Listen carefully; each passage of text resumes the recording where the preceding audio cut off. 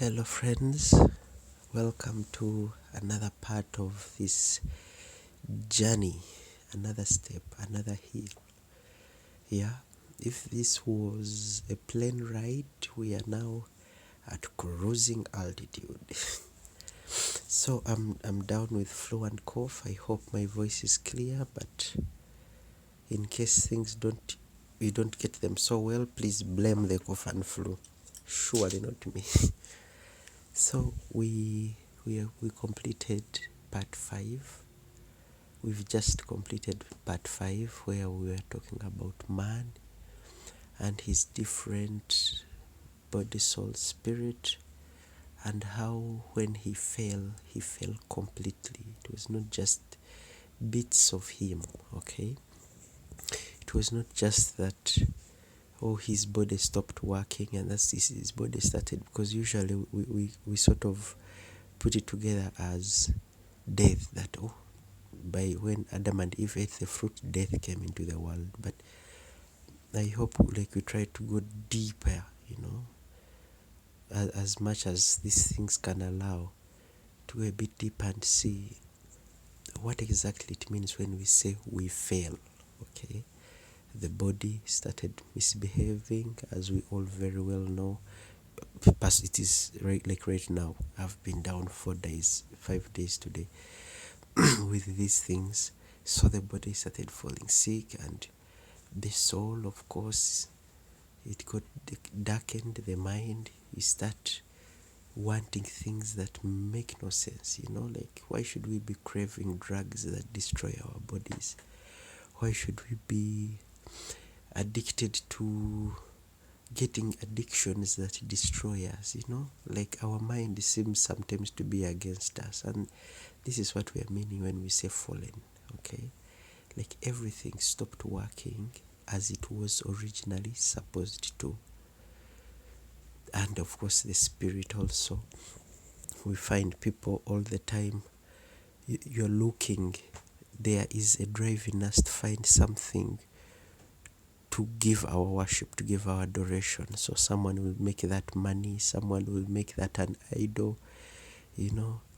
Some people, these people who do voodoo and witchcraft and all that is a desire in us to try to reconnect to what we lost, but going about it, of course, in different ways. Excuse me.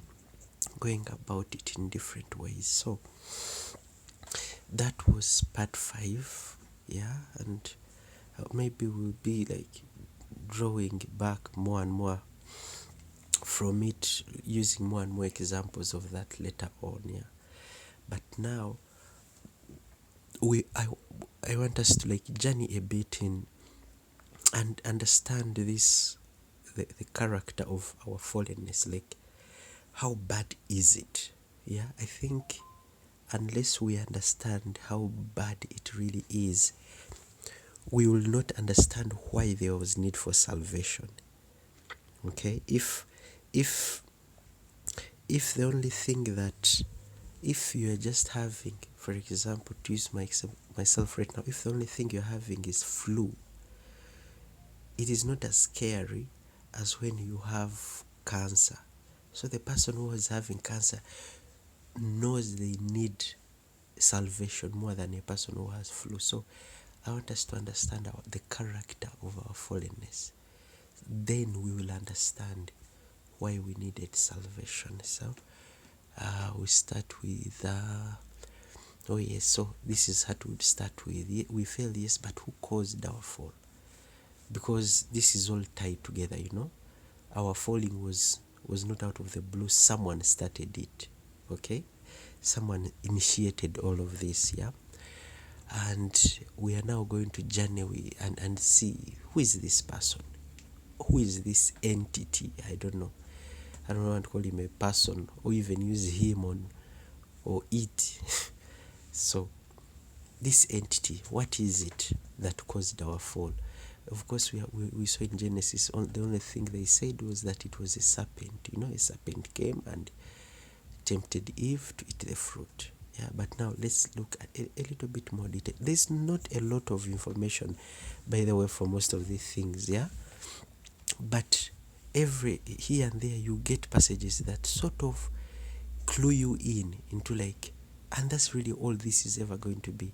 It gives you clues such that you deepen, you read, you meditate, you research, you talk to other people, and slowly by slowly the image gets clearer and clearer. Okay, nowhere in the Bible will it come and say, oh, this is what happened. That is me now trying to do this, like trying to get those different passages and try and put it in an orderly manner. But in the Bible, usually there are just so many books written by so many different people in so many different times for so many different reasons, that to truly try and get the entire picture, you have to take the time. Yeah, take the time to invest the time and get a clearer image. Okay, so this at least is the this is the yeah. So our big chapter is who caused our fall. This is the one place where I found like we sort of get the clearest image about all this. Of course, there are so many other passages, small passages, a line here, a verse here, that biblical scholars tell us, oh no, this one is also referencing to the devil. But this is the clearest passage. So we are talking about Ezekiel 28:12 to 17, and we're going to go through it slowly by slowly. Okay, so it doesn't start with, but what it is telling us is it is talking about someone. Okay, it is talking about an entity here, and it's like, you were the signet of perfection, full of wisdom and perfect in beauty. Like everything they're telling us here, I mean, signet of perfection is, you get that, like you were when they're talking about perfection, it is you, full of wisdom. Sometimes we forget this, we shall see. Sometimes we forget this. The perfection they're talking about is twofold. It is the fact that this entity I'm using for now is full of wisdom and perfect in beauty, meaning very, very beautiful and very, very wise. Okay? So, you were in Eden. Now here, of course this is in Ezekiel, let's finish the verse. You were in Eden, the garden of God. Okay? Every precious stone was your covering, and crafted in gold were your settings and your engravings. The Eden, the way they are talking about it here, at first, of course, you may think it is a human being they are talking about, yeah? But, of course, later on we shall find out, no, this is not a human being they are talking about. So, Eden is being used metaphorically. I think that is the right word. It is being used to mean you were in the presence of God. You remember Adam and Eve were in Eden, were in the presence of God. The minute they broke their covenant, they were cast out of Eden. Okay? I don't know whether we shall get time for us to really delve into why that casting out had to happen. But just to give just an overview of that, it is that the casting out was not God just being so hard or whatever. The casting out was actually for their own good. You see, God is perfect. I've said this so many times, okay?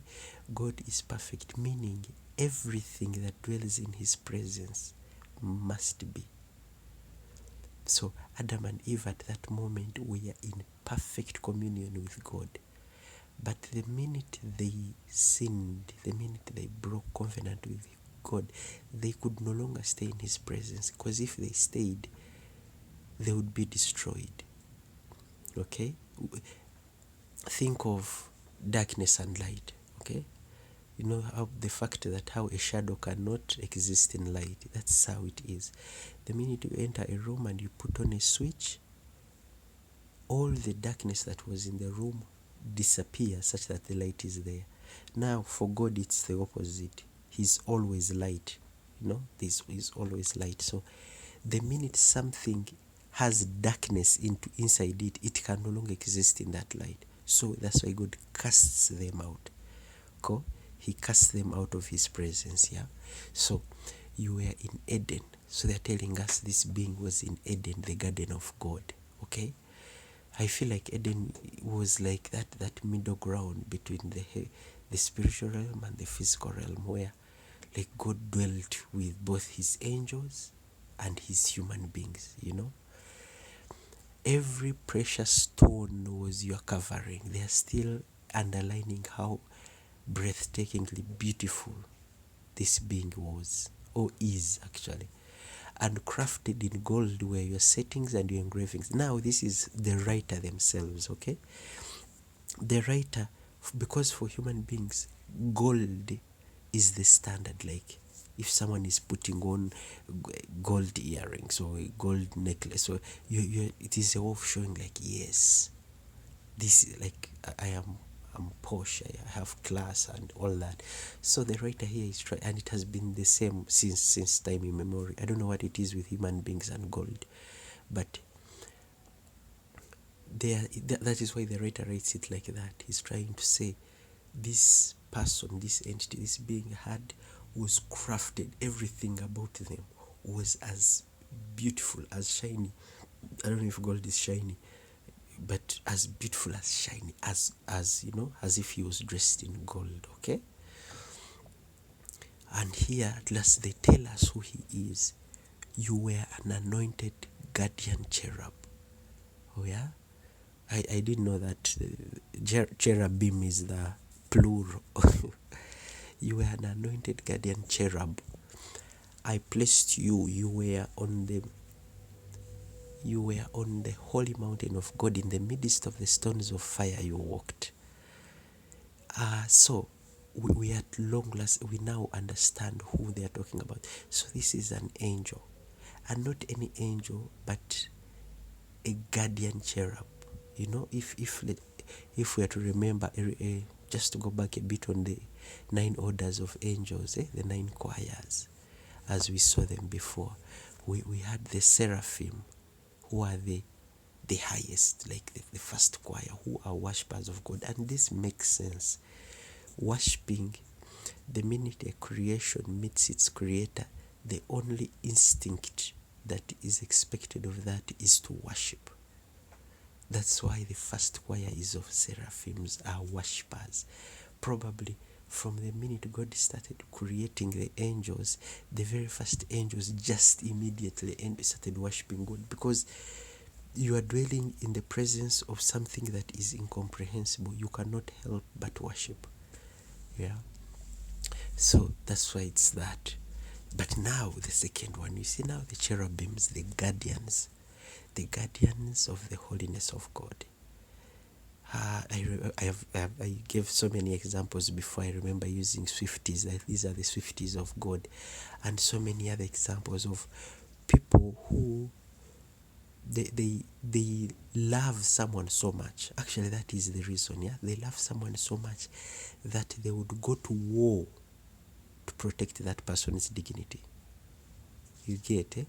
So that is who the cherubims are. All the times, for example, in the Bible, you'll read a number of places that the ark, when the ark was being moved to Jerusalem, after when David was moving the ark to Jerusalem, that they hit bumps and the ark of the covenant nearly fell off the cart it was on, and this priest, this man runs over to hold it, like to save it from falling off, and he struck down immediately. Guardians of the holiness of God. Probably we do not know how they are, but if the human ones, the ones we know, the ones for celebrities and for kings are this vicious, should I use the word vicious? That serious, that threatening. I failed to get the right word to show, like, now imagine those that guard God's holiness. I think they are really, really, really, like intense about what they do. So this is who this angel is. Okay, I know in other verses, in Isaiah, for example, we'll find out they are talking about someone who, the angel who, they don't really say the angel there, they say who had very beautiful voice, and it is where popular culture has picked that oh, Satan in heaven, the fallen angel was always a musician, and that's why musicians always fall. It could also be true, yeah. But here I'm choosing to just stick on this one chapter, which seems to dwell just on him, and we shall just continue with that. I'm in no way refusing that the other things, he could have been both, like we really don't know. He could have been a guardian cherubim who also loves worshipping. Maybe that's what made him so beautiful. We never know. But so you are an anointed guardian cherub, okay? I placed you. You were on the holy mount in the midst of the stones of fire. Now this one is another clue, because when you read how the tabernacle was built, it's another clue into telling you how close he was to God. Yeah, how the tabernacle was built. There were like candlesticks showing, like probably whatever in this fire, as a reference to this fire, and from that place onwards, that's where you found the Holy of Holies, where the tabernacle actually stayed. So this one was also like cluing you in, like this angel was as close to God as it was possible to be. Yeah. So what happened then? Okay. You were blameless in your ways from the day you were created. Yeah. Till unrighteousness was found in you. You see, I had to go like editing because the verses are so big, but I was picking out the main ones. So you were blameless in your ways. That means from his creation, because Satan is created like this entity, this being is created like every other thing. Only God is the uncreated. So from his creation, he was blameless, meaning he did his work perfectly. Maybe for eons and eons, he was perfect. And the more you dwell in God's presence, the more wisdom you gain, the more. So probably that's why he was full of wisdom and perfect in beauty. So till unrighteousness was found in you. So something happened along the way. Okay, something happened along the way, and he started, he started changing. Let's not go there. Something happened along the way and he changed. Okay, and righteousness is about you are no longer in alignment with God. Okay, you are no longer in alignment with God. And from so many other sharings about the devil and from our own experience as human beings, it is that the more famous you get, the easier it is for you to start thinking the fame is because you are good. I don't know if this it has been your experience in this. The more famous you get, the easier it is to start thinking the fame or the success you have is because you are really, really that good. Usually it really is not. Usually it really is not. Usually it is a lack. Like, yes, you have done the work, but somewhere someone gave you an in that sort of boosted you to where you are. So that's why we are always saying that the glory must go back to God, because he's the one who sets everything. So unrighteousness was found in him. He had started harboring probably some feelings. Probably he started thinking, harboring some thoughts about who he was and his stand in the court of God. In the court of God, like, maybe I'm a little bit more. So some other verses, I don't think I have them here. Some other verses talk about that he wanted to be like God. He wanted to be like God, and that makes sense to us. I think if you have studied these things, like you have seen, you have seen how fame affects people, how power affects people. You sort of you start thinking of yourself a little bit like God. You, I don't know. Have you ever had an experience of meeting someone who is like big? Not like big country big, but big like head of a school big. Like, I've started this school and it is mine and it's now a big school. That sort of big, and then some of them don't want to even be questioned. You say something and he says something, and what he says, he wants it to be. You're not supposed to question me. You're not supposed to question me. Why? Like, it's getting to their head. That's the phrase we use. It's getting to your head that you think you are so good, you are so big, that whatever you say is the truth. Whatever you say is the gospel truth. So that is the unrighteousness that grows in us whenever we.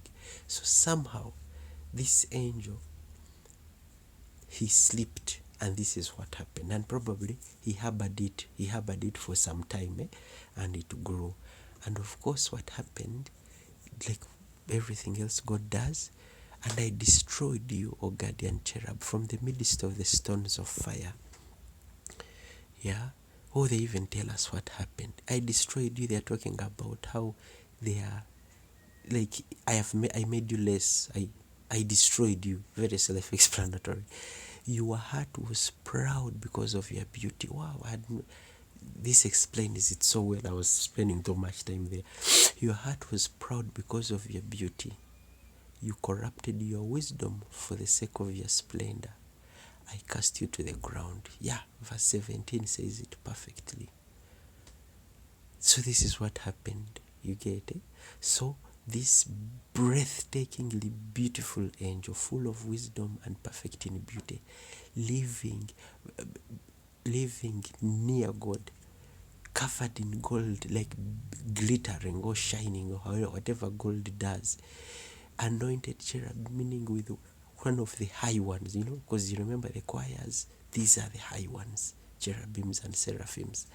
So high up in the ranks of angels, blameless from the day until pride started growing in his heart.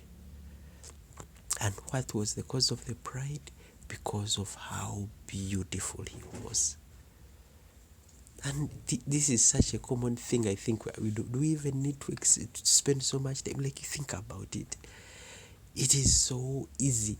Once you're beautiful, once you have people, when you have all these people seeming to want to, they are ready to do anything you want. You just have to say jump, and they jump, run, and they run.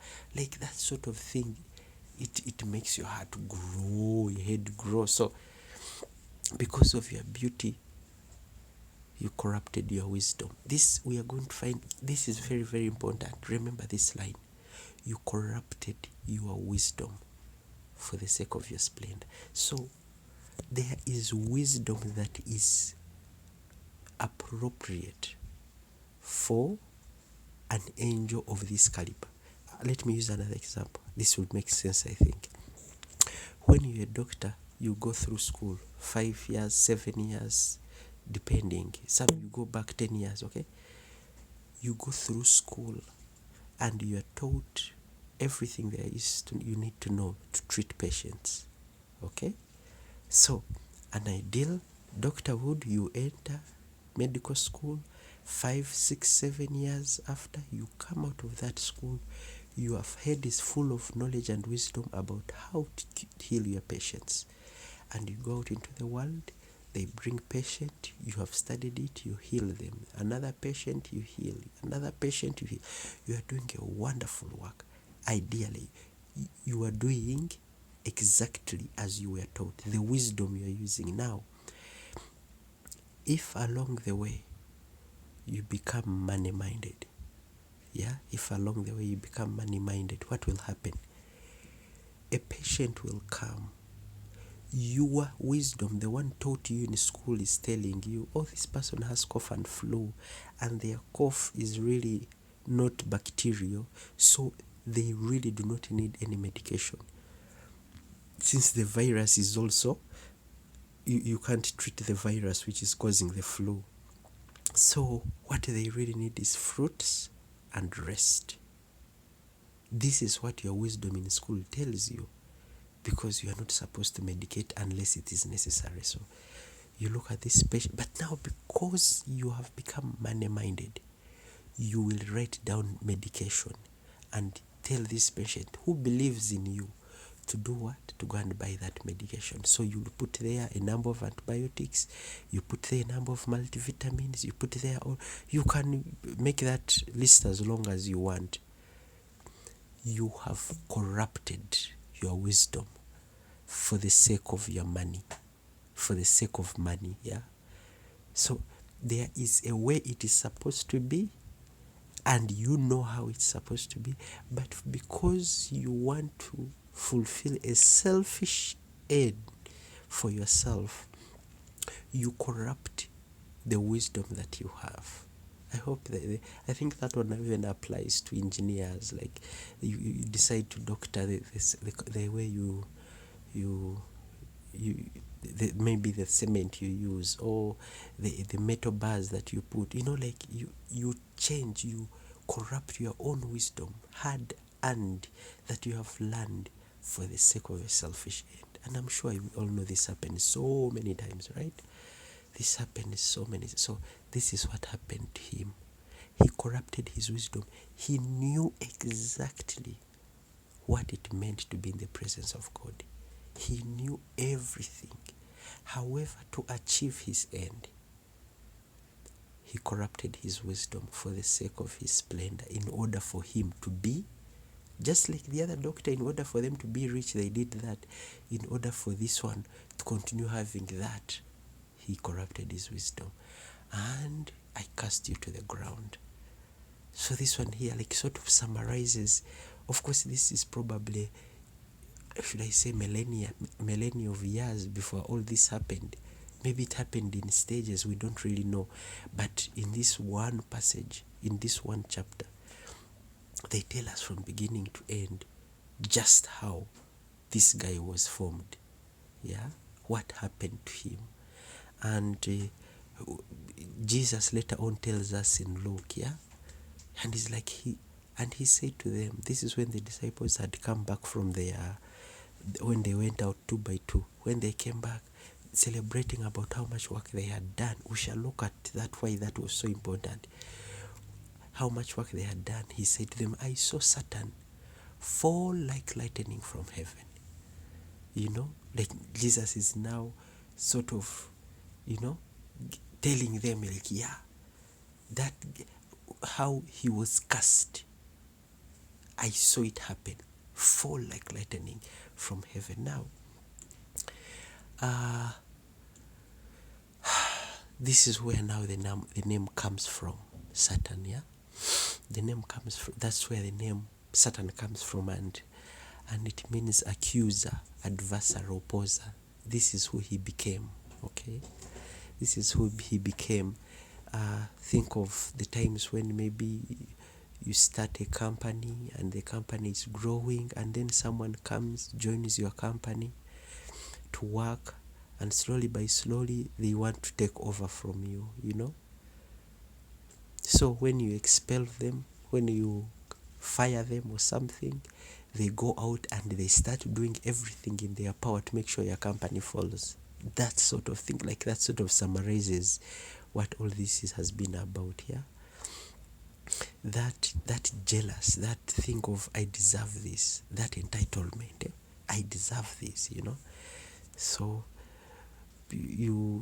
another one, and very, very common, this one, very common. A couple is married, man and wife, very happily married. Then usually I'm not saying all this, but usually here it's the woman, okay? The woman sees this and she's like, I want that man. I want that man. I want that man. So what does she do? she plans, or at least in African setting, she plans to have the wife bewitched, like, oh, I'm going to have this woman bewitched such that I can step in. You get, like, you try to understand what is motivating this person to do this. They want to take what you have, what is yours. They feel entitled to it. So this is how you should be seeing Satan. Yeah? He was there when God probably created the earth. He was there when humanity came into existence. He was there. He saw all these things. Probably he was there when so many of the angels were created also. If we say God created according to choirs, he probably was there, but he wanted it for himself. And because he was cast out, he has chosen his path. He wants to get them. So, summary, he was a guardian cherub. Okay? And because of pride, pride is about accepting, humility is about accepting who you are, and he didn't accept that he is not God. Okay, he didn't accept that, so he wanted to be. And well, we know what happened there. He was cast out. And now the casting out part, he was not cast out alone. Okay, because in Revelations they tell us in another way. Yeah, the way Revelation is written, yeah, they are talking about the casting down of a serpent, and they say his tail swept down a third of the stars of heaven and cast them to the earth. So if you are to use this, you're using this. If you are trying to understand what John was trying to say when he wrote this, he's saying a third of the stars, a third of the angels in heaven went with him. See, okay? We have this nice picture there. Yeah? So a third of the angels in heaven were cast down with him. Okay? So, and the great dragon was thrown down, that ancient serpent who is called the devil and Satan, the deceiver, another of his names. Yeah? We shall see more about that. We shall see more about that later. But I want us to go back here a bit and think about this. A third of the stars of heaven. So it means he must have had a lot of influence in heaven. Still in the very, very same way. I like relating these things to humanity, because when we relate them with us, we get it. Okay? When you relate them with how our own lives, we get it. For example, you have people and we have celebrities. I'll keep using them because they are the sort of the ones people look up to. They can say something. I mean, we just completed but recently, after the completed US election, Kamala Harris, what did she do? She brought celebrities. Why didn't she pick a regular person on the road to speak on her behalf? So because that person has no influence. So she went and picked big celebrities to come and stand on her behalf and tell people, yeah, you know what, you should vote for her. So it is the same thing as it was in heaven. That means there is communion. Like they are just like how we deal with each other. We are friends, we are what. But there are those whom I think everyone looks up to. Okay? Everyone looks up to and is like, wow, that guy, that guardian cherub there, he really is wise. He really is beautiful. He has been in God's presence since he knows everything you need to know about God. Like so on, just put whichever explanation you can think about there. Yeah. So like these angels were looked up to him.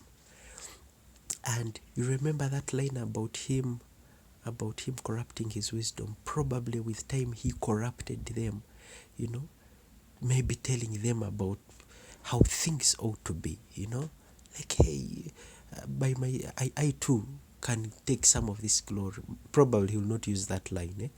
He's very good at at using words to mean something else, yeah?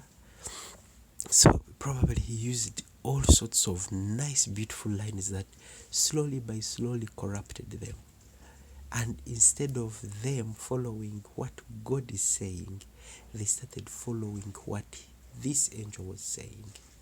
So when time came for them, for this angel to be cast out of heaven, to be cast out of the presence of God, okay, to be cast out of the presence of God, him and everyone who believed like him or who believed in him, all of them were cast.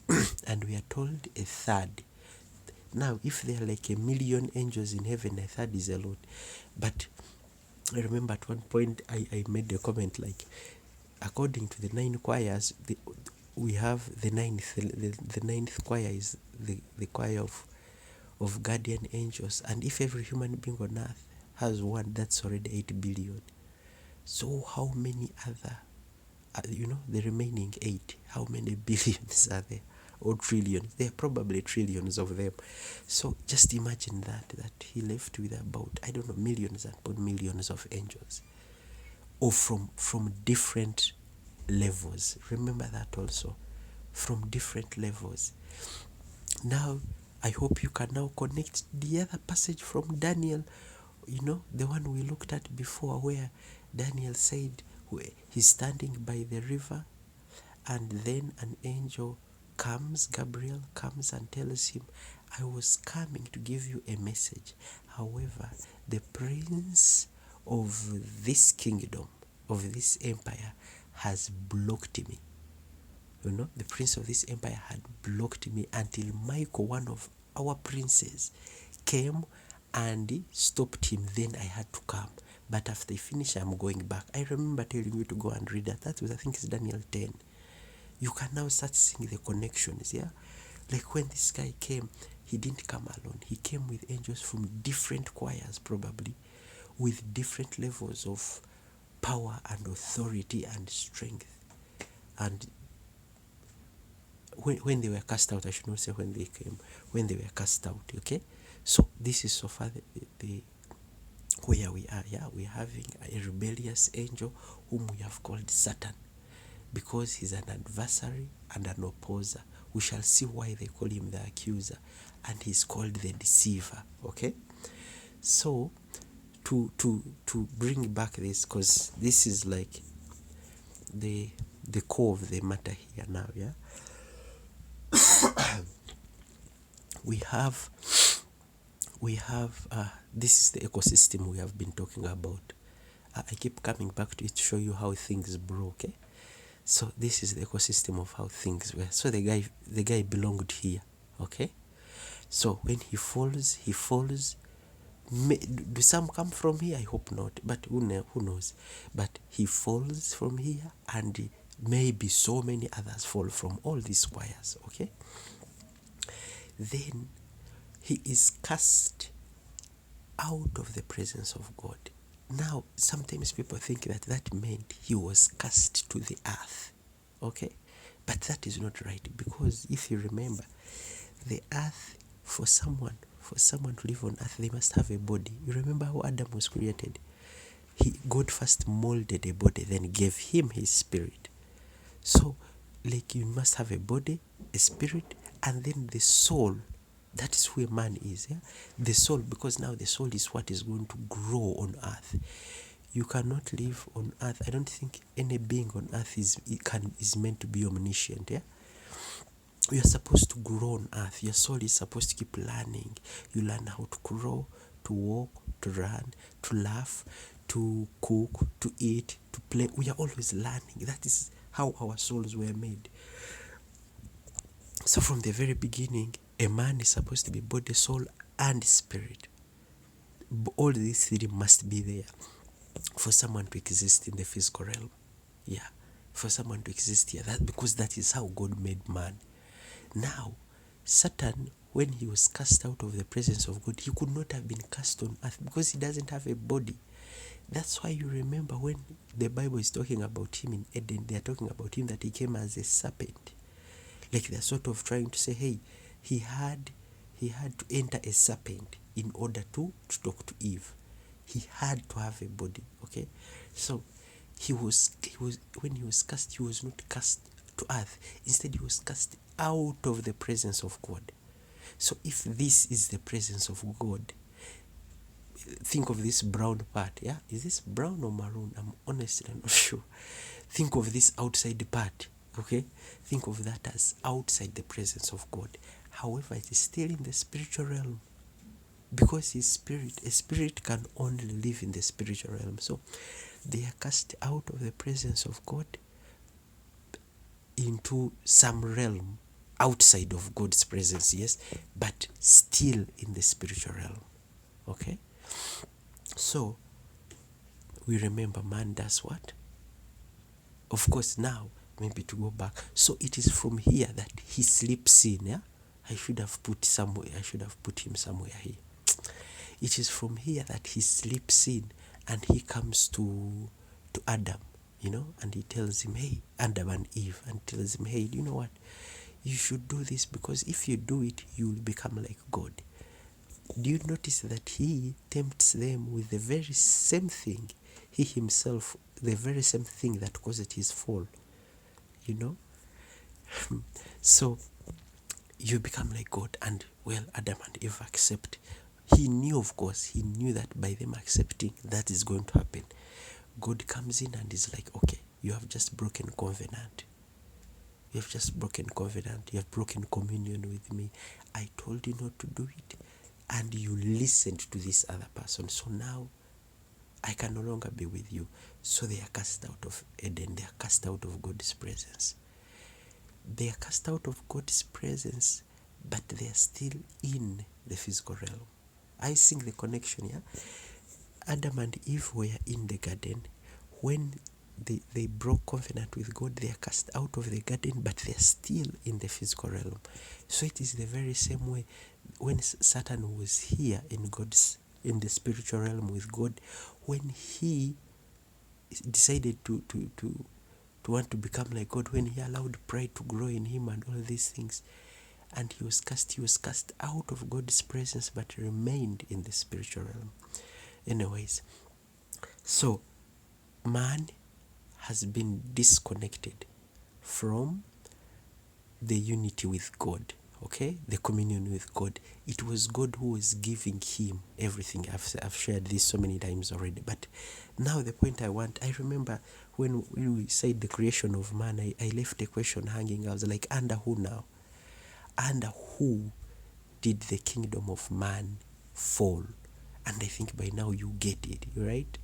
Because you see, as long as man was connected to God, he was in line with God. His mind was the mind of God. His actions were the actions of God. The way he saw things was how God saw things. You see, like they were like on the same frequency. Yeah, they were on the same frequency. But then man rebels, just like the angel rebels, okay? And man falls. Now in his fallen nature, he is no longer capable of listening to God. If before they were on the frequency of 100, God is still on 100, man is on maybe 30. They have moved, their frequencies are no longer the same. Okay? And because the fallen angel was fallen too, in the way, that's why we call them a fallen angel. Since the fallen angel was fallen too, man and the fallen angel were more or less on the same frequency. So the kingdom of man from get-go was going to be hugely, or is hugely, influenced by the fallen angel rather than by God. It does not mean like God wasn't speaking anymore. God was still speaking. God was still trying to connect with man, and throughout the Bible, you'll see him calling prophets. You'll see him calling Kings, you'll see him calling priests, you'll see him calling them over and over. He's like, come and serve me, come and bring people to God. And he was speaking, but by nature, fallen man would be more in tune with the fallen angel than he would be with God. And because the fallen angel is fallen, by nature he is against God. Okay? He fell and God cast him out, and he's against God. He wants to be like God and all that. Everything he influenced man in was going to be wrong. That's why man fell and fell so fast. So when you're thinking about the fallenness of man, I want you to have these two. Remember, we're talking about the character of the fallenness of man. Think about these two angles of it. The first is that man is fallen, body, soul, and spirit. His entire self is fallen. And secondly, I want you to remember that there is an entity we call Satan who is making sure he remains fallen. That is like the point I'm really driving at here. That man is fallen, and there is an entity called Satan who is making sure he remains fallen. Okay? Because that entity itself is in rebellion with God. It's the one that started all these things. Okay? So,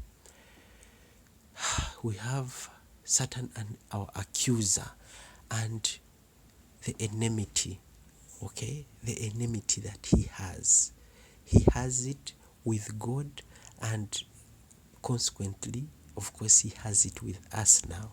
Yeah? And the one trick he uses, yeah? You remember that part of the verse. The one trick he uses is his lies. That's why they call him father of lies. Now, why is this important? Why does he use lies? Let's look at this.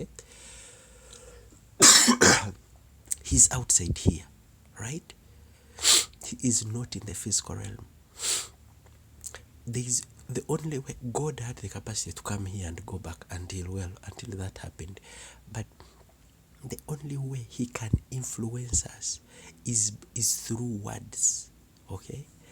And in our case, it is through thoughts. Yeah, probably if you didn't know that, some of the thoughts that you be having are completely from him. I really wish I had put him outside. I don't know how I didn't think of that. So he's outside here, and his thought, and the only way he does so is by using lies. He cannot physically change things here. He has no physical authority to have dominion over this place because he does not have a body. The only person who has dominion in the physical realm is man, who has a body, a soul, and a spirit. Since for him is a spirit, he has no dominion. He cannot influence anything here. However, he can influence things through you and through me. That's why he's a father of lies. Okay? That is why it's his one tactic. Okay? Think of this example like, there are two roads here. This road leads to risk. This road leads to security. Okay? You know those stories where you come and you just switch the signs. Okay? The roads have not changed. This one leads to fire. This one leads to, I don't know, maybe a land of milk and honey. Okay? This land of milk and honey. This side, Egypt. And you don't change the road. Instead, you just change the signposts. And someone comes, and the road that they think is leading to security is actually what is leading to risk. That is how lies work. Lies, they do not change what is there. They just change your perception of what is there. Just like what he did for Adam and Eve. They change the perception of what is there. So, and it is his number one tactic.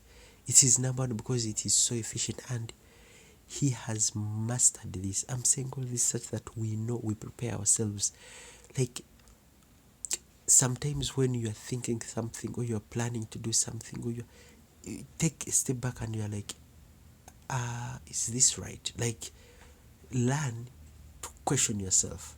I remember it's Plato who talks about an unexamined life. Learn to examine your life and put their lenses, and you'll see. Because I tell you solemnly, as he did for Adam and Eve, he is still doing to you today. He is still doing to you today, in that he slowly and meticulously leads you astray. Slowly and meticulously. You know? Just think about it a minute. How does someone, like, do you think someone wakes up one day and they decide that they are going to become murderers? I don't think so. I don't think someone wakes up. You ask a child of P5 and like, in the future you're going to be a murderer, and they're like, oh yes, yes, yes. No. Most of us, when we are young, if you listen to the work we're trying to do work that helps other people. I want to be a nurse, I want to be a doctor, I want to be an engineer, I want to be, So what happens?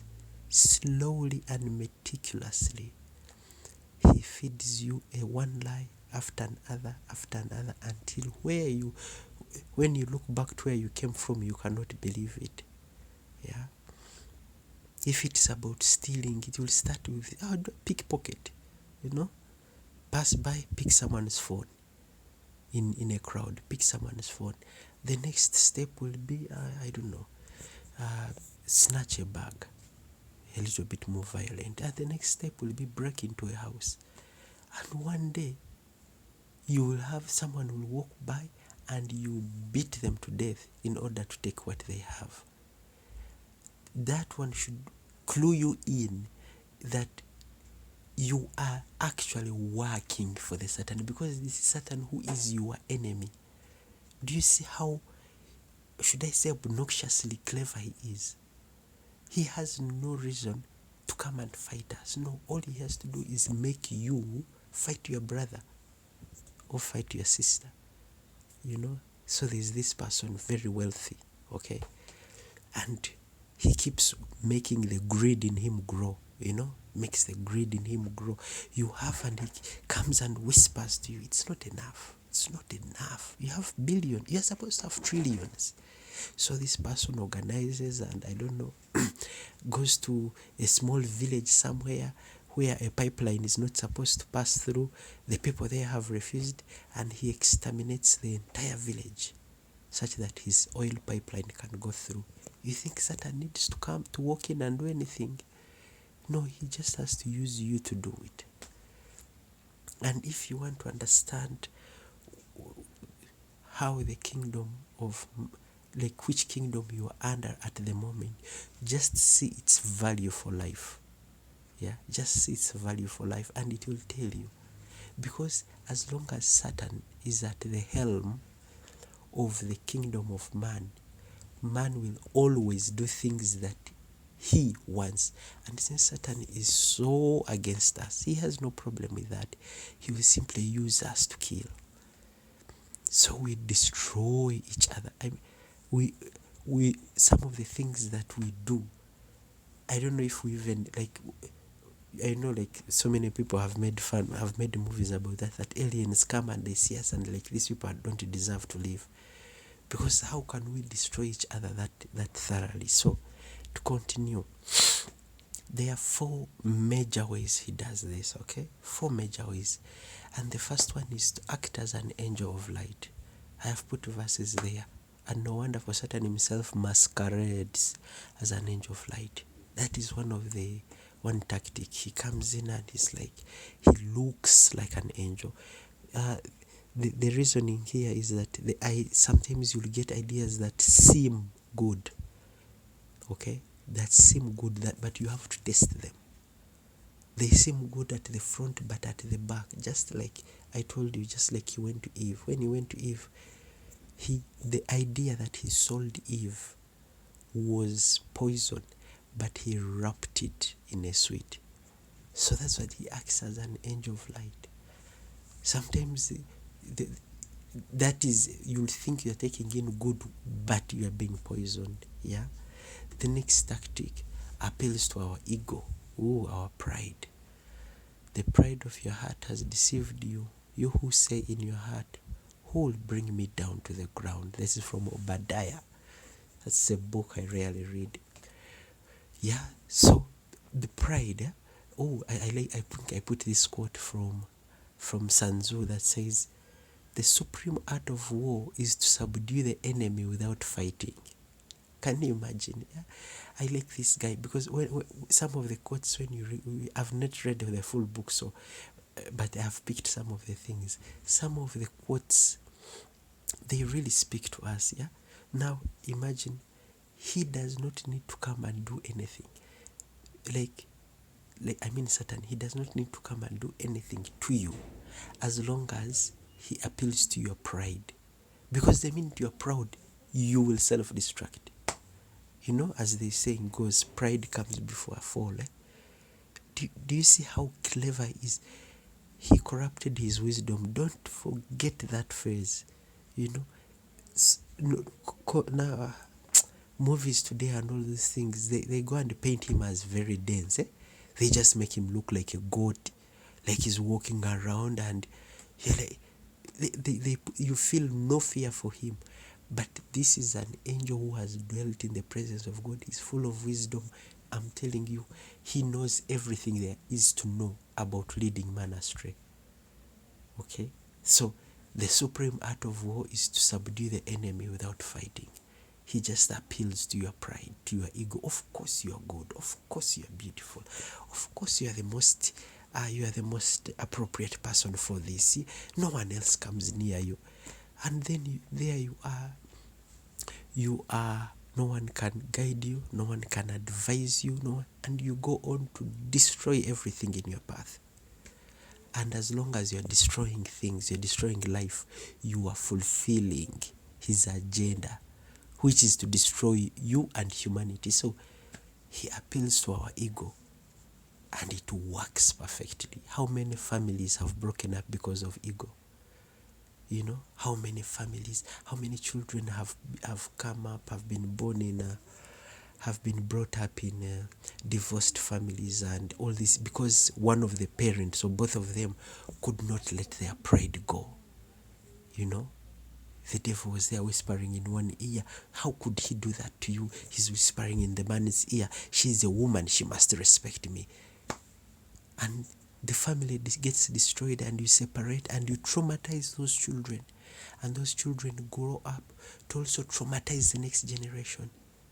And so it goes on. We can put so many examples to this. Yeah. This one. Acts harmless and misunderstood. I liked this speak.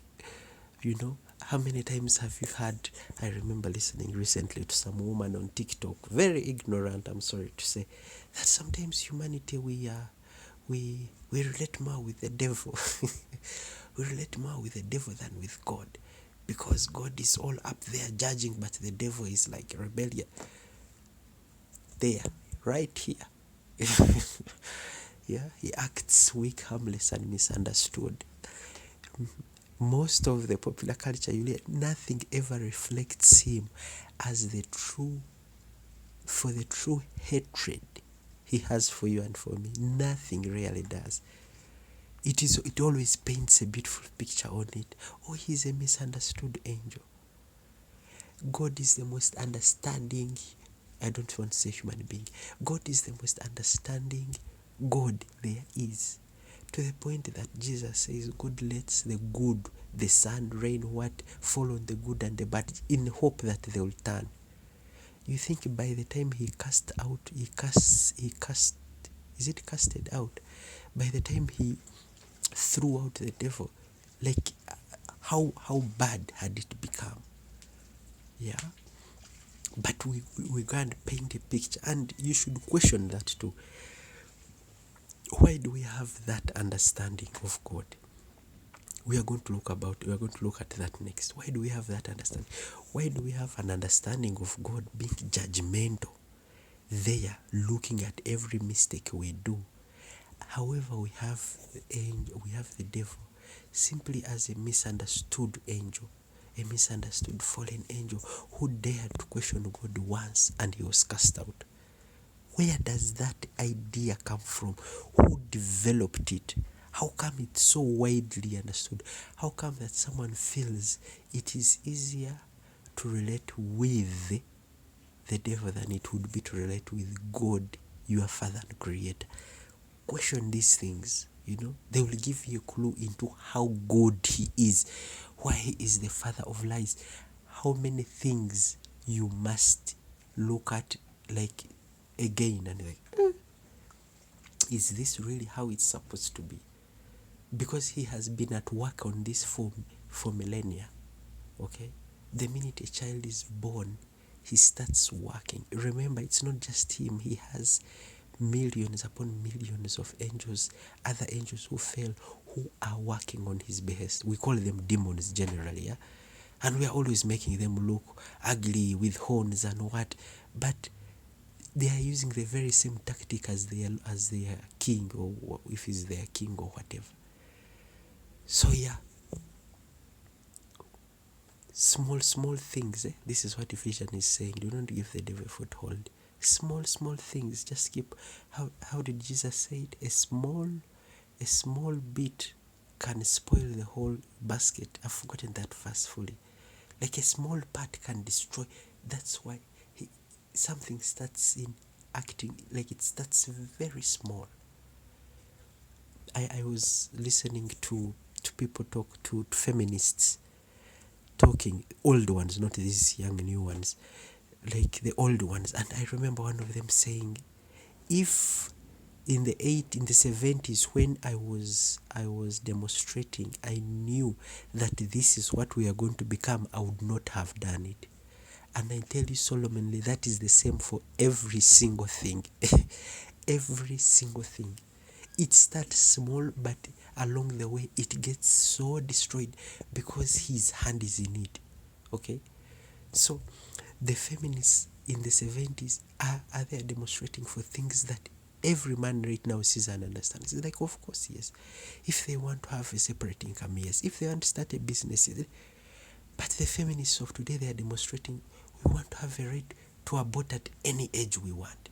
Like the pregnancy at any, like, how did the other one become this one? It is such, the perversion is so big, you cannot believe it. We want to have a right to sleep around as many times as we want, and you're not supposed to question it. Like what? That is what you think your parents and grandparents were demonstrating for. They are demonstrating for a right to vote. And for you, and I don't think they're even supposed to be calling themselves feminists anymore. I'm sorry, I'm not attacking. Just like some of the ideologies in right now being shared, you need to question and where is this coming from? Who is influencing this? Okay, because some of these, they are just self-destructive. They are destructive in that in itself. You remember this one? In the supreme art of war is to subdue enemy without fighting. And the other one perpetuates his own non-existence. I think this one is so common in the Western world right now. Perpetuates his own non-existence. Because you remember the that thing I put up there, where I was saying like the minute man fell and got disconnected from God, since he was in rebellion with God, he was in a closer frequency with the devil. Okay? So the fact that you do not believe in him does not matter at all, because everything you are doing is doing it at his behest. You'll be like, oh, but I'm a loving person.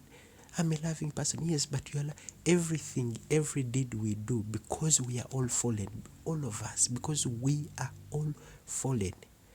Everything we do is tainted by that fallenness. And at the end of days, when we stand before God, every one of us will have to go to the side of the devil, because everything we do is fallen. That's why he is okay with you saying he doesn't exist. Oh yeah, yes, of course I don't exist. Yeah, continue living however you like. And you see, most of the time in areas where such things are, Like the morality is just down. Okay, there's the morals, they are very loose, and they said it is okay.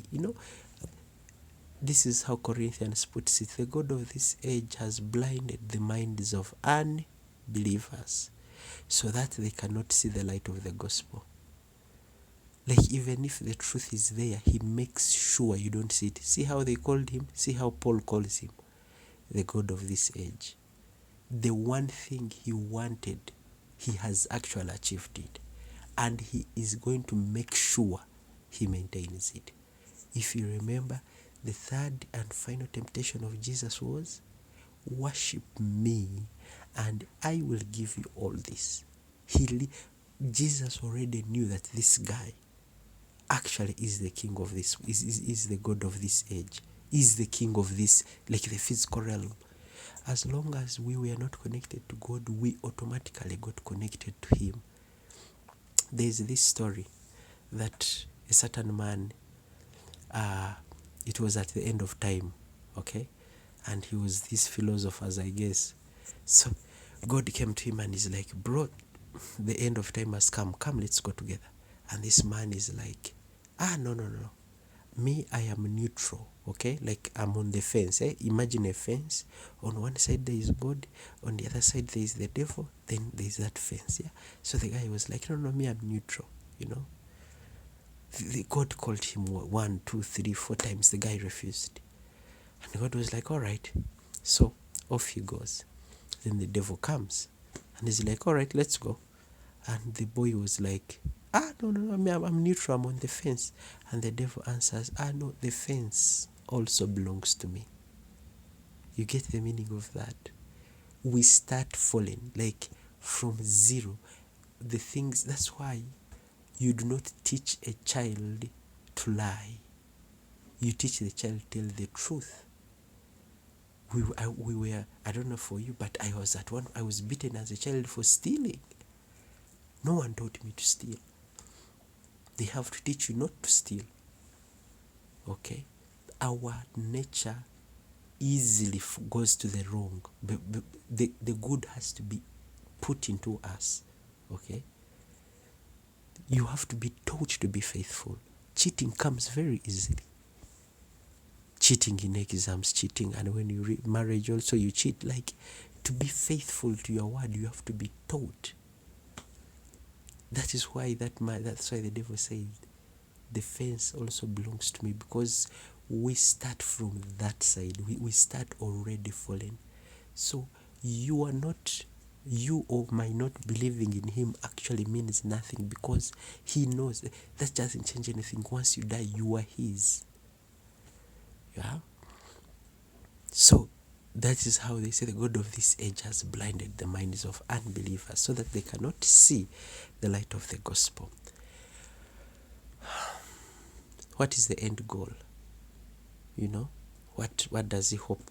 What does he hope to achieve, or how much of it is he achieving? Okay? To be worshipped. Okay? Like he told Jesus, you remember? Yeah? Like he told Jesus to be God, like it had been from the very beginning. So to be worshipped, he wants to be worshipped as God was worshipped. Okay? So, and he's going to do everything in his power to make sure that happens. This is like 3 steps. The first step, of course, is to separate us from God. If you have watched some of those spy movies and series, that is the first thing they do. Is they first, if they want to recruit you, they first separate you. So once you are separated from your social system, you're separated from people who comfort you, it is easier for someone to manipulate you. You get? So the first step is to separate us from God, and he did that perfectly. He did it so well, 100%. So much so that we sometimes think it is better to love the devil than it is to love God. He did it perfectly. This left us in isolation. Okay, this left us as orphans. Second is to teach us his values. we are now talking about worship, okay? How does the goal, how is he achieving it? The second is to teach us his ways, his culture, his values, the culture of the world. Is there any doubt right now about what is the culture of the world? You should by now be clicking it. Maybe I have not yet really compared them for you between what the culture of God and for the world is, but you already have ideas, I've already pointed them out. For example, for God it is about faithfulness, What does Jesus say about marriage? Let me use that, and it's a big one. Jesus says the two become one, and until death do them apart. That is a value in the kingdom. What does the culture of the world tell you? Be with them until it is inconvenient. Then move on to the next one. And then move on to the next one. Each of those teachings has repercussions. Okay? As a child, I'm sure if you think back to it, you'll remember there's nothing that gave me more joy than seeing my parents together, than seeing them loving each other, showing each other love, going out together. We have gone out for it happened only once or twice, and it made me so happy. Seeing them together gave me joy. I cannot fathom what it is like to be a child born in a family that is divorced. I cannot fathom what it is like to be born in a family where the parents fight. I cannot fathom, but I know it would be terrible. One of those cultures, one of those values is about destroying humanity. Remember, his enmity. The other one is about trying to keep us together. But since now we are talking specifically about the devil, we'll stick with his ways, his values, his culture, and we know his values, Accumulate wealth at any cost, have power. Machiavelli, I think, explained this better than anyone can ever do. He saw the world for really what it was, and he's like, if there is someone up there teaching a doctrine, this is what it is. When you get power, do everything in your power to make sure you keep it, So teach us his ways. You remember like how God was supposed to be teaching us his ways? Well, now the devil is doing his part too. And then make worshippers. Once you have learned his ways, it is easy. You have become his worshipper. You have become his believer. Yeah. It is in mainly two ways. Yeah. How the devil has managed to spread his culture. How the devil has managed to spread his culture. There are two major ways. One is education. Education, I'm talking about ideas that come into society from somewhere. And they take over. And they become the norm. They become the way people decide to do things. Okay? The first one is an example. There are many. An example. Promoting the idea that happiness comes from possessions. That is an ideology. Okay?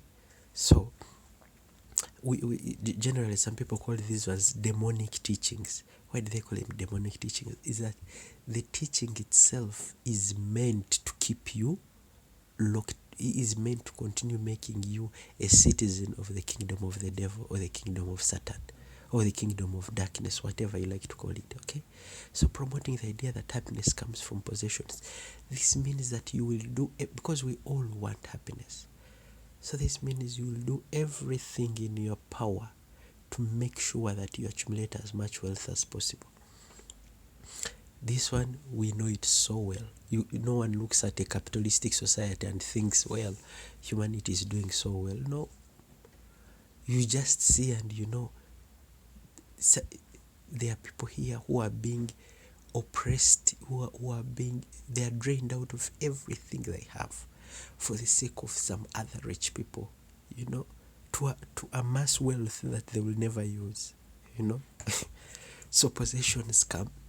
The idea that happiness comes from possessions. So you accumulate them. You sacrifice everything on your way. you manipulate, you lie, you steal, you do everything to make sure you attain possessions because you think happiness comes from that. It is such a common teaching though. So many people search for it. Even though we do know, even though we hear sometimes like, hey, people, you get all the money in the world and still you're unhappy. And someone is like, no, I would rather be unhappy but rich. Really? Why do you think people commit suicide, even rich ones? So, there is that one. Encouraging self-centeredness, independence from God, another very good one. You know, these days it is wrapped in the suite of science. You're like, no, by ourselves we are able to explain everything there is. We do no longer need anything to do with God. You know, by ourselves we can decide.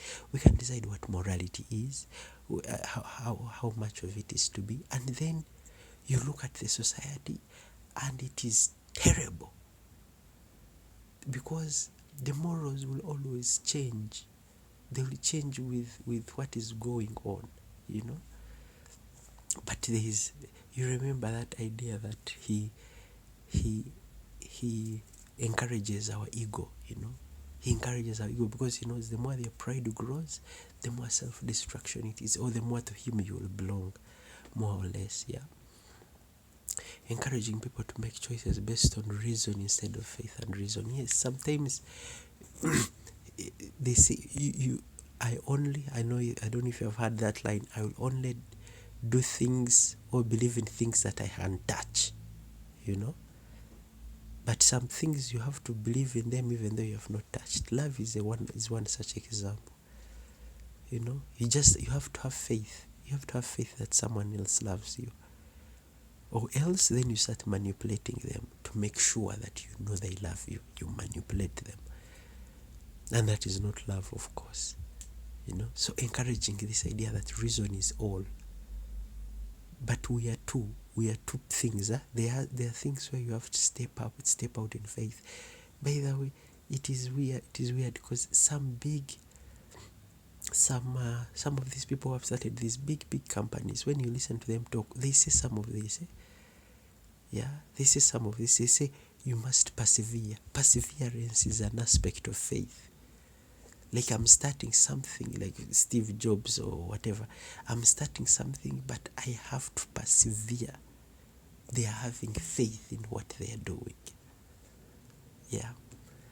Faith is an aspect of God. We shall look at that more. They make love, unity, and forgiveness seem like weak or foolish. You know? There has to be revenge. You know? You can't just forgive.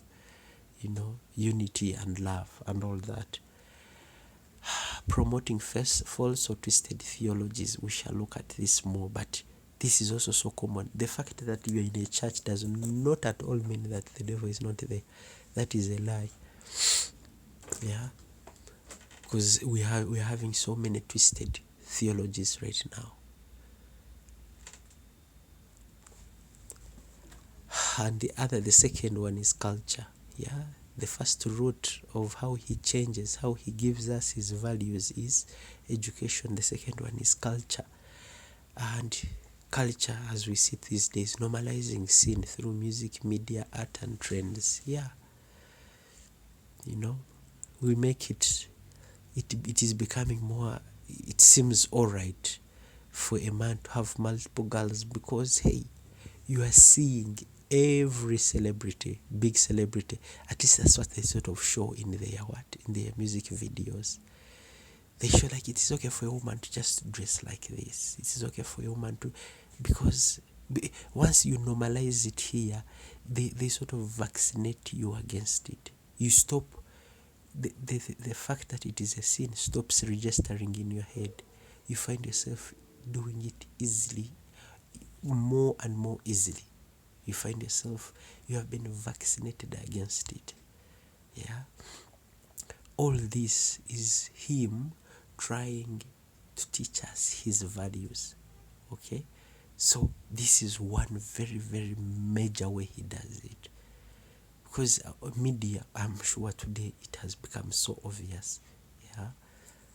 Like you look at what some of the things Hollywood brings out and you're like, what is wrong with these people? They are trying to vaccinate you against you seeing it for what it really is. Yeah, making sinful behavior seem normal, funny, or desirable. I mean, how many times have you these days heard about threesomes? Oh, like those ones are so, like they seem like you have gone through life without doing this. Yeah, I remember seeing a post recently, someone saying people who got married at 18, like who started their marriage very early, they miss out so much. And like, what exactly did they miss out on? The many heartbreaks you went through, the many men or women you have slept with, what exactly have they missed? But it is the common conception, eh? Like, you don't get married early because you will miss out on so much of life. There's so much of life they are missing out on. What is it? You know, culture. Like, it has entered culture. Like, right now everyone is hesitating to do it, eh? We are being influenced. Yeah, using friends, celebrities, or influencers to model ungodly lifestyles. I'm sorry for pointing this out, but I don't know who looks at the wife of Kanye on X and then thinks like, oh yeah, but I'm sure there are girls somewhere, young men and women who probably see Kanye West as the it, like, oh, this guy is really, really successful. Then they see how his wife dresses, and then they're like, yeah, I think I should also be like that. It's what makes, it's what is supposed to make me famous, you know? Ungodly lifestyles. It seems funny or desirable, yet it is wrong on so many levels. I think some of our grandparents, if they came today and saw our society, they would not understand how we live in such a way. Yeah, making believers feel ashamed or excluded for standing in the truth. This probably is not so common in Africa, but a lot more common in the Western world, where believing in Jesus Christ and his truth seems like the most stupid thing someone can do. Of course, I do not negate the fact that some people use this wrongly, you know. They use it for clout, they use it for their ego, for their pride, you know. There are some Christians and you really see like this one is not about Jesus Christ at all. This one is about this person feeling powerful, feeling holy, you know, feeling holier than thou. And maybe that's why they have excluded them. I've never lived in the Western world, I don't know. But from experience, from just reading and following some of these people, you see some of the how they speak. You're like, I understand why people hate some Christians. You really see what they are teaching is not the Christian message. It is just clout. They are trying to prove they are holy and righteous. Yet they are not. And they are alienating everyone, you know. So yeah, this does not negate that does not remove that fact. And promoting values contrary to the gospel, e.g. selfishness, pride, moral relativism, self-love over duty. Yeah, to highlight this one here. Why are so many marriages falling?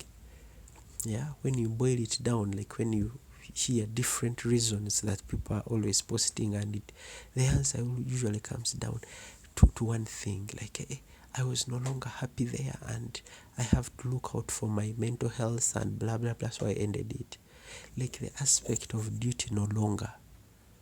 Yet we know like love comes first, but duty is just as important. The commitment you made. That's why you're supposed to take time before getting married. You're supposed to take time to study the person. Because once you go before God and you make a commitment and say it is this person till death, you are supposed to stick it out. But these days, of course, it is about, whatever doesn't make you happy, just leave it, you know. The commitment aspect has completely disappeared. So you just get in, get out, get in, get out. Like, so the education, the things, the ideas that come into society influence the culture. And the culture then also goes back on to start influencing the education. So it is a cycle, okay? With every new generation, it just keeps getting worse and worse and worse. Because when you see the earlier movies from Hollywood, you could see that they had some restriction to it. There was something there. But more and more, it's becoming worse and worse. Like to the extent now, it is completely okay to record a video and everyone is naked. Like, how did we reach here? It has been growing slowly by slowly, slowly by slowly, slowly by slowly. Process by process by process, he leads you away. So just as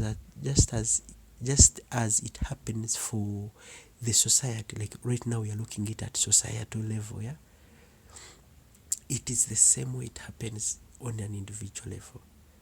When a man is going to cheat, he does not wake up the first day and does it. They will get married, or the woman, they will get married and promise and say those vows, and those vows they will really mean them. They will really, really mean them.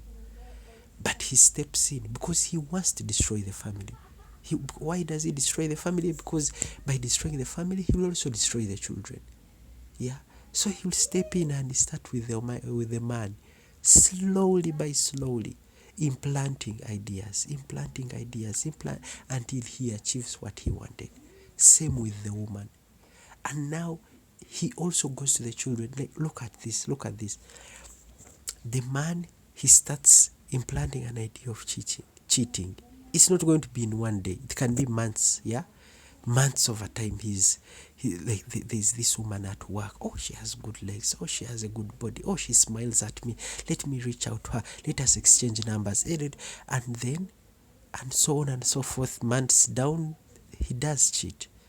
So something has started there, which is going to be destructive, because the other woman will always want this man, but he will never get her.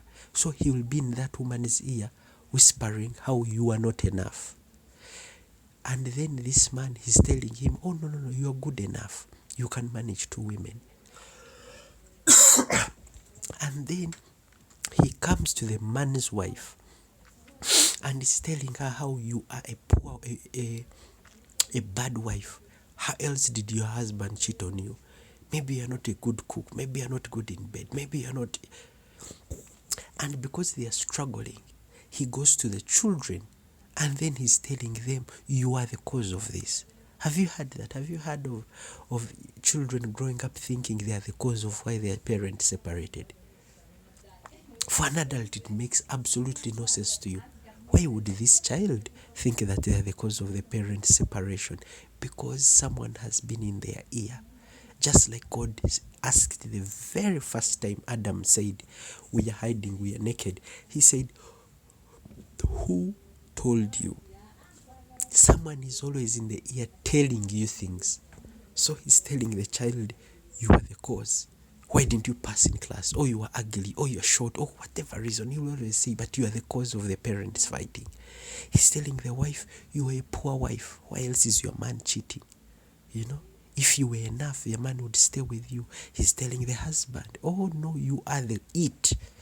You are the God. You are the man. You are supposed to have multiple. You're supposed to experience everything there is to know about life. And he's telling the other side woman probably, hey, you're supposed to get this man. He's meant for you. I do not know what is usually in those women's head, but you get the idea of what I'm trying to, like the picture I'm trying to paint about how thoroughly he covers every single base. That is how it enters. So on an individual level, that is it. And on a cultural level, this is it. And slowly but surely he inculcates in us his values. And his values hold human value without anything. That's why you see in our day-to-day life, human life means absolutely nothing. That's why people start wars for money, and they kill hundreds upon thousands upon millions, like World War II, upon millions of people, just for clout or for pride or for whatever. In the kingdom of man, human life has no value, because the one at the top, once we replaced God, the one who replaced God for us, holds no value for human life. The devil holds absolutely no value for human life, and he's our greatest influence from the spiritual realm. So since he's our greatest influence from the spiritual realm, every that just, it goes down through us, and also we have no value for the human value, for human life. Yeah. So we kill as easily. We everything we do is about, shows that. Yeah. And now you try to compare with how Christ did it. He comes and then he says, for someone who asks for bread, like, it's like, give out more, be generous, be charitable, be kind, be forgiving. You remember the parable of the Good Samaritan. For Christ, every human life matters, because he comes from a kingdom where we actually come from, and from there every single human life matters. So that's why for him he's like the Good Samaritan. You found the woman, the man beaten, you get him, you take him to a place, you pay to make sure that life is saved. Every life matters. I hope we are beginning to see the difference. Yeah. All right. So with these two, education and culture, at last we do what? We have believers. We have these people who believe they worship Satan. I mean, I know, like, these ones are just, this is just like stories. Like, it's like rebellion. Yeah. You get, eh? And they usually say the upside down cross is a sign of Satan. It is some sort of rebellion. But the true believers, they are not these ones. Yes, there could be some of these, but the true believers, they are everywhere. They are in churches. They are, as long as you follow his ways, as long as you believe in his ways, then you are a believer. So don't just look at people who are Satanists and you're like, oh yeah, these are the people who believe in Satan. No. Yeah. Worship, because to worship, that is the third level. Yeah. The third thing he really wants to get.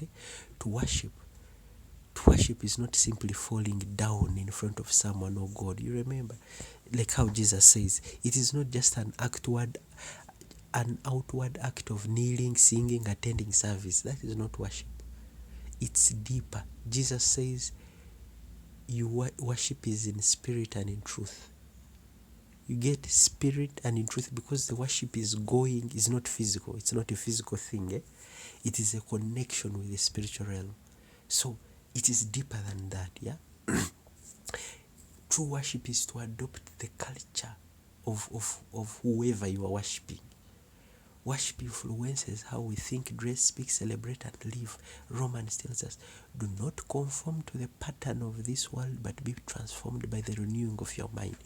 It means the more you conform to the pattern of the world, the more you're taking on. It is like you're saying, this is who I am, this is what I believe in, and this is what I'm sticking with. So worship, that's why I spent all that time trying to explain how he is influencing us, such that we know that the more we change, the more we change, we're like, me, I don't worship the devil, but you think how he thinks, you dress how he encourages, you speak how he would speak, you celebrate and live exactly how he would. Patterns of the world. Yeah. Then no, actually you are worshiping the devil. You just don't know it. You just don't know it. Is their culture as yours, their ways as yours. Yeah.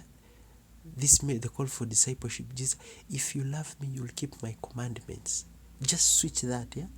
Like, if the devil says here is like, if you love me, you will keep my commandments. As long as you are doing, okay, your behavior reflects what the devil is teaching, then you love him, then you are worshiping him. It is not, worship changes our behavior. It's not passive. It's active obedience.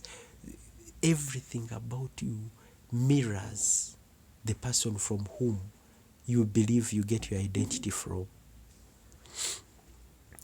their very nature ultimately becomes yours. Your identity, who you think you are, is transformed. For Christ, we become partakers of the divine nature, but the opposite is also true. Yeah, you get your identity from Him, and lastly, their will becomes your will. Do you see? Do you remember at the beginning, the very beginning of all this, when I was saying that after God made Adam and Eve, He commissioned them to go out and be stewards, but they are supposed to be stewards in the name of God. Like they are supposed to be doing things according to God. That was the whole point. Like God creating man. Man was going to manage the physical realm in the name of God. But now, if you're in the physical realm, you're doing the will of the devil. All that is worship. Okay? Like that is what we mean when we're like, we are worshiping the devil. So to conclude all this, just as we worship God by taking on His ways, when we adopt the ways of the world, we are in fact worshiping something else, even if we don't bow physically to it. That's why it was like, hey, the middle ground, the neutral ground also belongs to me.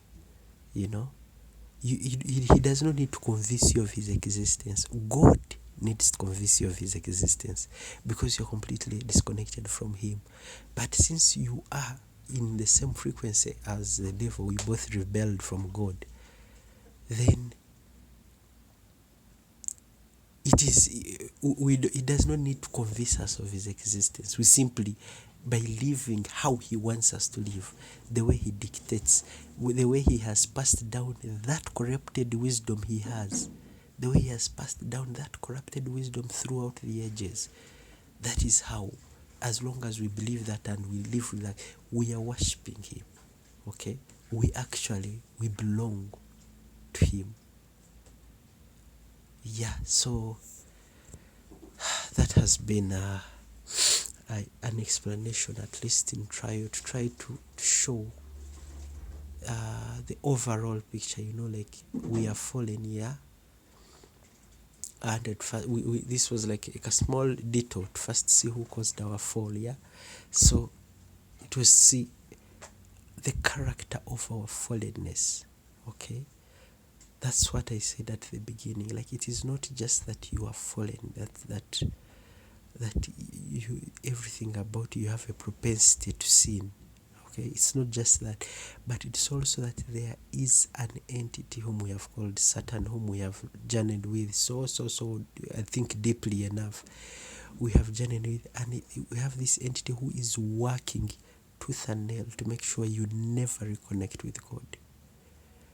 The Bible explains this in so many ways, in so many different forms.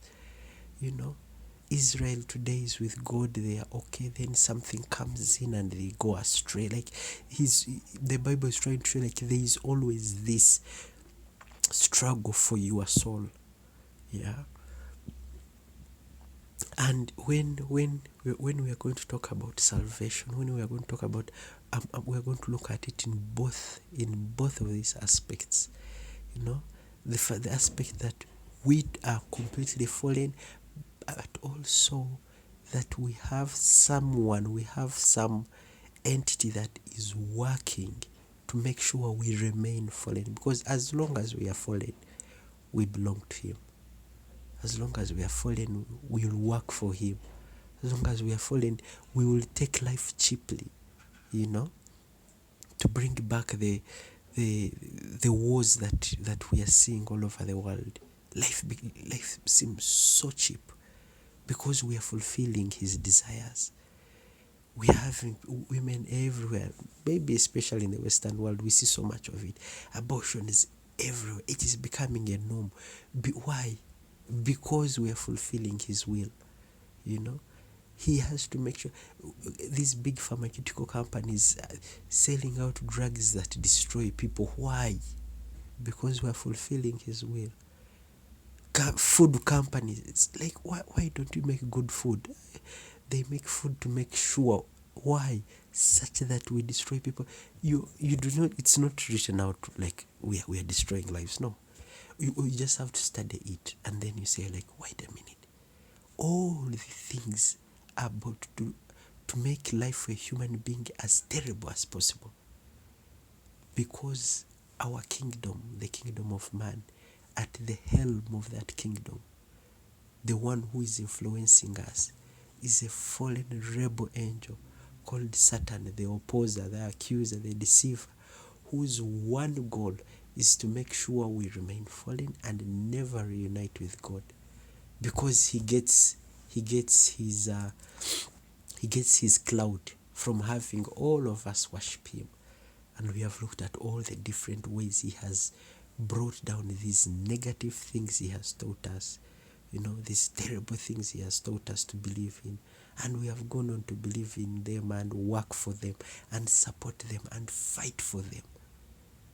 Yet there are things that actually cause our destruction. Yeah. Anyways, thank you so much for sticking with me. I'll be seeing, this year marks the end of part 6. I'll be seeing you in part 7, where we will look at our salvation and we see the move that God makes. We have been seeing the losses. He seems to have been losing on the chessboard. Let's now see the move that he makes. Thank you.